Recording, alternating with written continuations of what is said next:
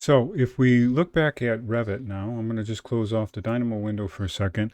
You notice we still don't have any real objects inside of Revit. These are just blue outlines of what is happening inside of Dynamo. What we really want to do is now bring in actual geometry, some hard things that we can actually add materiality to and renderings to. So I'm going to go back out to Dynamo, and we're going to use a term called direct shape by geometry. I've actually already searched it up here. Direct shape, if you type that in, it'll show up here. I'll try to also, I'll put that on the screen, and then I'll try to show us another way to grab at that. Let me just close off the search bar here and see if that, I think that command exists within inside of Revit. This has changed a little bit recently.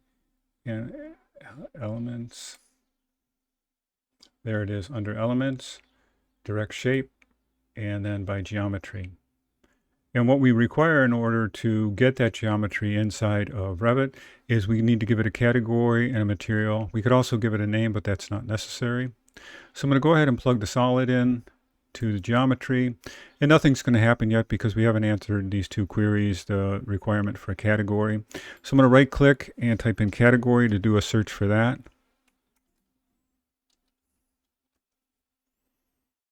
And it's, oops, I'm sorry. Let me try to search up here so it'll show up on the screen.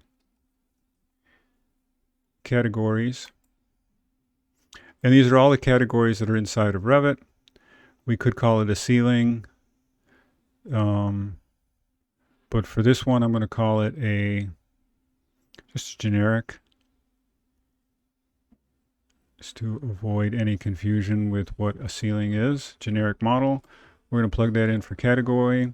And materials is a little more complicated. We have to actually give it a word and then convert that word to a material. So the first thing I'm going to do is create a string. A string is just a alphanumeric input, like for instance the name of the material. I'll type in wood. I'm going to do that all lowercase, and we need to convert that string to a material. So I'm going to type in, let me move this up here,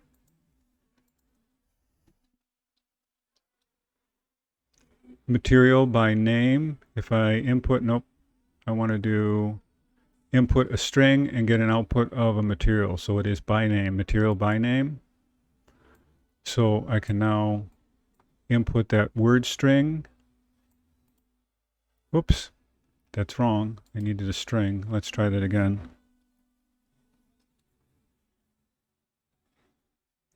This top one, I'm sorry, I misread that. It's a string is, no, hold on here. The input is a string, the output is a material.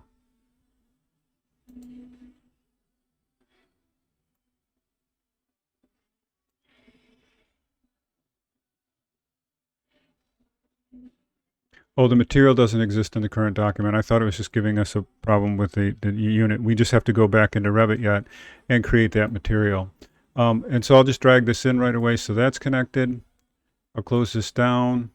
We'll go into the material palette of Revit. That's under Manage. And I'll create a new material.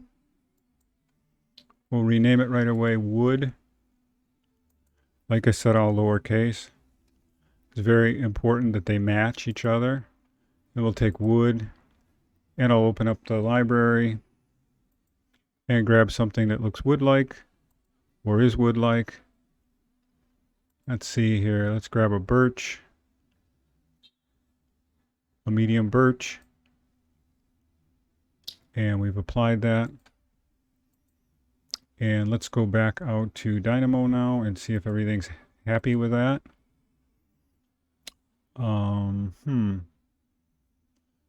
Let's try to type in wood again.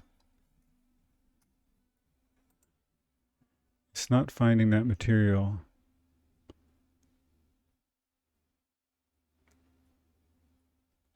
So let me pause and figure out why that's not doing that for me.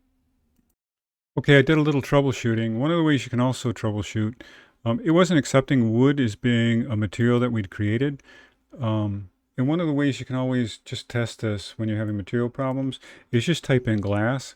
Glass always exists. It's a default. I've turned this on to manual run. I'm going to turn this back to automatic, but you can actually just stop it and then independently run it just when you're trying to troubleshoot, just to see if you're still getting that error. So now if I was to click back, we actually have solid glass-like objects here. And you can see if I roll over one, it's a generic model and its materiality is glass, but we want wood. So I'm going to go back to the material palette. And what had happened is that wood, when I imported that texture, it overwrote the original writing that I had for wood. So I had to come back in here and rename that again. So I just right-clicked. Sorry, I'm on the wrong screen. I right-clicked and renamed it back to wood again. And so that should clear things up if you're having a similar problem. I'm going to go back to Dynamo now. And I'm going to type in wood. And I'm in manual run mode now, so I'll just rerun it, and I'm not getting an error. So let's take a peek back here. And if I roll over one of these, you'll see it says material now is wood. And let's go ahead and render that. And I'll render that in a realistic style. We still have these blue previews of things, so let's go ahead and clean some of that up. So I'm going to go back to Dynamo. And things that we don't want to see, I'm going to turn the previews off. That's what's giving us those, the blue images. So we're going to turn off things that we just don't want to see.